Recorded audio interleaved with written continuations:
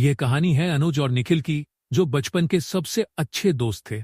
वे एक छोटे से गांव में रहते थे जहां हर तरफ हरियाली थी और उनकी दोस्ती गांव में मशहूर थी। एक दिन दोनों जंगल में खेलने गए। खेलते खेलते उन्हें एक अजीब सा पत्थर दिखा जो हल्की रोशनी से चमक रहा था। जैसे ही उन्होंने पत्थर को छुआ, एक तेज चमक हुई और हवा में एक गूंजती आवाज सुनाई दी, जो इस पत्थर को छुएगा उसे दूरी का श्राप मिलेगा। डरे हुए अनुज और निखिल घर लौट आए। उन्हें लगा कि यह सब एक सपना था, लेकिन असलियत तो कुछ और थी।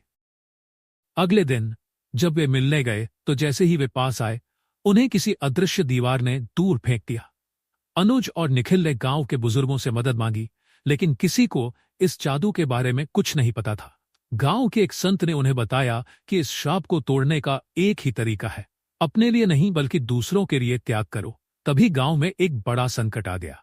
गांव का तालाब सूख गया था और पीने का पानी खत्म हो रहा था। अनुज और निखिल ने गांव के लिए त्याग करने की ठानी।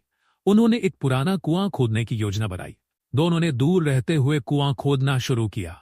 अदृश्य दीवार के कारण वे साथ नहीं आ सकते थे, लेकिन फिर भी मेहनत जारी रखी। धीरे धीरे गांव वाले भी उनकी मेहनत से प्रेरित होकर मदद करने लगे। कई दिनों की मेहनत के बाद कुआं तैयार हो गया, लेकिन पानी अभी भी नहीं निकला था। अनुज और निखिल ने अपने त्याग को अंतिम परीक्षा मानकर संत से प्रार्थना की और कहा, हम अपनी दोस्ती भी गांव के लिए छोड़ देंगे। अचानक एक तेज चमक हुई, कुआं पानी से भर गया और आवाज आई, तुम्हारी सच्चाई और त्याग ने श्राप को हरा दिया। श्राप खत्म हो गया। अनुज और निखिल दौड़कर एक दूसरे के गले लग गए। उनकी दोस्ती ने सबको प्रेरणा दी। गांव का लालची बनिया यह देखकर ईर्ष्या करने लगा और कुएं के पानी पर अधिकार जमाने की कोशिश की। अनुज और निखिल ने बनिया को सबक सिखाया और उसे गांव की भलाई के लिए काम करने पर मजबूर कर दिया। गांव में फिर से खुशहाली लौट आई। सभी ने एकजुट होकर हर समस्या का हल निकाला। अनुज और निखिल की दोस्ती ने साबित कर दिया कि सच्चाई और त्याग से हर मुश्किल हल की जा सकती है।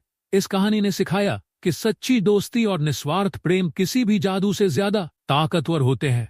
अगर आपको कहानी अच्छी लगी हो तो लाइक, शेयर और सब्सक्राइब करना न भूलें।